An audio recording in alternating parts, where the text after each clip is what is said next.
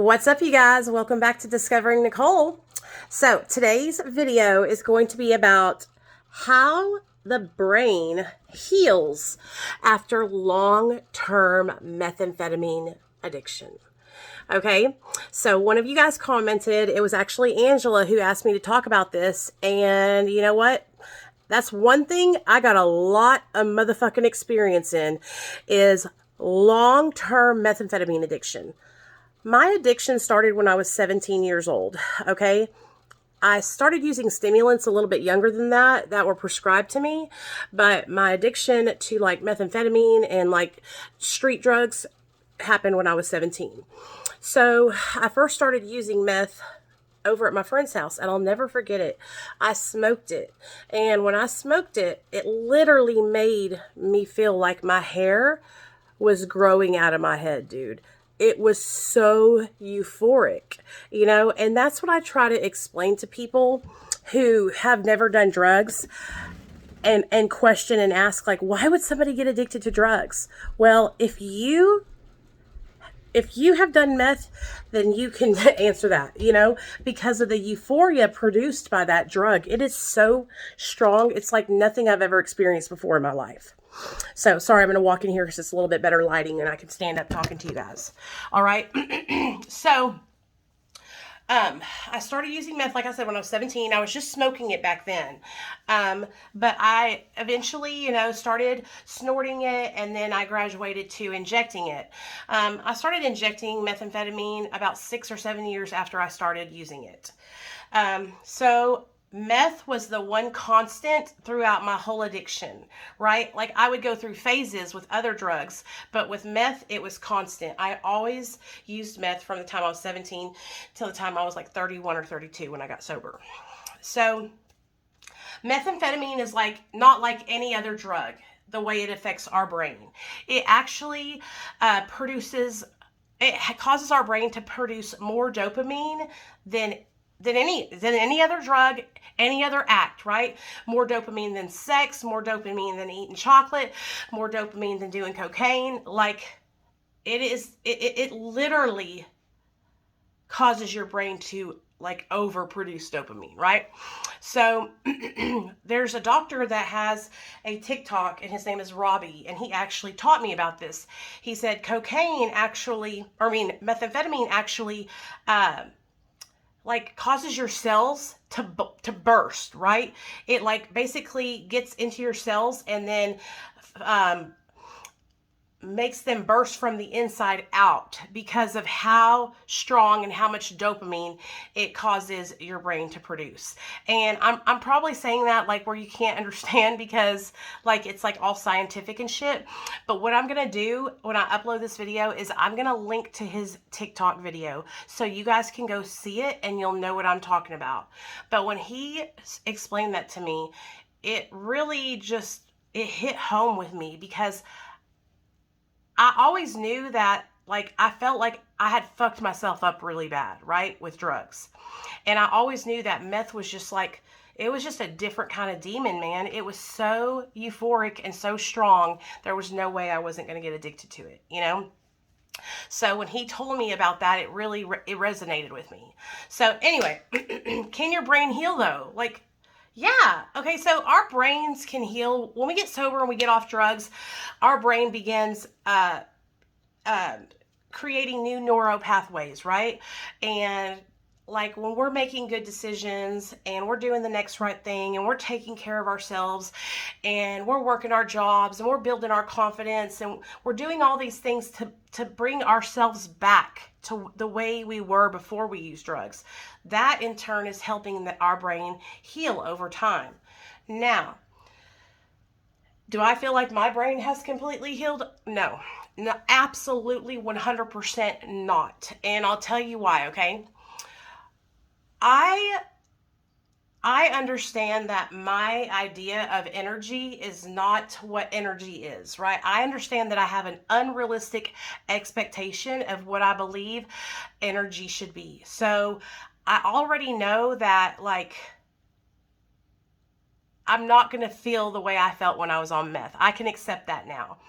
for the longest time when I first got sober, I was like, I have no energy. I have no energy. Like, what the fuck's wrong with me, right? And I kept on thinking there was something wrong with me, wrong with me. No, Nicole, you just depleted your brain of dopamine. And so my brain doesn't naturally produce it anymore. So I have to take medication that helps my brain produce dopamine. And even taking that medication, it's not enough to where I feel good. Do you understand what I'm saying? I feel tired. I feel blah, you know? And I wish I could come on here and tell you guys that, like, I feel so amazing and I have all the energy in the world back and sobriety changed my whole life. But I would be lying to you. I would be lying to you. Now, where do I think I went wrong? Where I think I went wrong was in early sobriety. I should have started working out and drinking lots of water and being in shape. Instead, the first 3 years I was straight, and then after that I started gaining weight. And when I started gaining weight, I should have nipped it in the bud right away instead of just letting this weight come on to me. Because I do think that my weight is probably like 10% of the situation with my energy, but no more than that. Because like when I was skinny and I didn't have the energy either in early recovery, you know what I'm saying? And so I've been sober for 7 years. The first 3 years I was sober, I didn't really gain any weight. It was when I hit my 4th year sober that I really started packing on the pounds. And then 2020, because we were the pandemic, we were staying home, it just, and now I'm working on losing that weight. But I believe that my brain has healed in a way that, like, I'm not paranoid like I used to be. I don't have really bad anxiety about talking to people like I used to when I first got sober. I can put together sentences. When I first got sober, I was stuttering. I would trip over my words because, like, my brain was just so tired. It had been going and going and going for so long that it needed a fucking break. You know what I'm saying? And so I feel like if I had to give you a percentage rate, I would say, like, I feel like my brain is probably like 60% healed, you know, and there's 40% that needs to still be healed.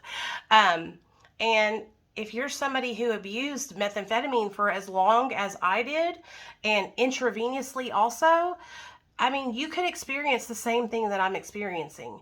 So that's why I really want you guys that are in early recovery, that are trying to get sober from meth, to take heed to what I'm saying about your diet and exercise. Because people that abuse stimulants, we are known to struggle with our weight when we get sober and gain a lot of weight in our midsection, right? It's like cortisone and stress and all that stuff, but it's like, tell me I'm lying. Look at every ex-meth head tweaker, girls especially, and tell me if they've gained weight, where's it at? It's all right here, okay? And so I don't know why that is, but it is. I want you guys who are just getting sober, I don't want you to gain the weight like I did and be miserable and be triggered by your weight, okay? So what I'm trying to do is I'm trying to teach you guys to not make the same mistake I did. In your early recovery, get in the routine of waking up in the morning, going to the gym, getting your workout done, drinking your water, and eating a minimal amount of calories, right?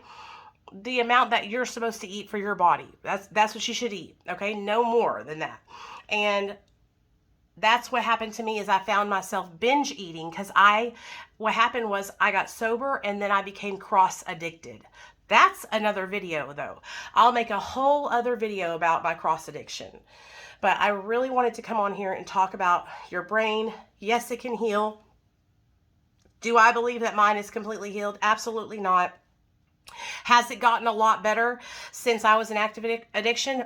Night and day, night and day. But my biggest struggle being sober from methamphetamine is the tiredness, the lethargy, the feeling no pleasure, okay? And that is something that I've experienced for the last 7 years, okay? I have to really work hard to have, like, pleasurable experiences, because everything is kind of just mundane. And it's not because of Suboxone, because I have gotten down to such a tiny piece I don't even barely, it doesn't affect me like it used to. If you had asked me this 2 years, 3 years ago when I was on 8 to 12 milligrams of Suboxone, I would have thought maybe it was my Suboxone that was making me feel this way. But now that I'm down to such a small amount, I don't believe it has anything to do with it. I truly believe that the reason why I'm tired, the reason why I'm lethargic, the reason why I feel like shit is because of the damage that I did years and years and years of drug addiction, specifically methamphetamine addiction. So I hope that wasn't too rambly. I'm not a doctor, I'm not a nurse, I'm not a counselor. I'm just a girl who's sharing her experiences with you guys. And so I never want y'all to feel like, oh, she thinks she knows it all, or she's fucking trying to tell us something, but that's not true. Like, I'm just sharing with you guys what I believe. I do know that the brain can heal. That is a fact, okay? I do know that methamphetamine makes our brain produce more dopamine than any other substance, okay? And I know that from long-term methamphetamine addiction, there are long-term, effects. And those are the effects that I'm experiencing. And hopefully, as I stay sober and as I work to get this weight off and keep doing what I'm doing, hopefully little by little, it'll get better. And I can say that in the last 7 years, little by little, I see improvements in my life, in my energy levels. Okay, like I have more energy now than I have in the whole 7 years I've been sober, which is a huge step in the right direction. Okay. All right, you guys, I love you. If you have any questions, just send them over to me. Like I said, I am answering the questions that you guys drop in the comment section. So put them in there and I'll make a video for you. Love y'all.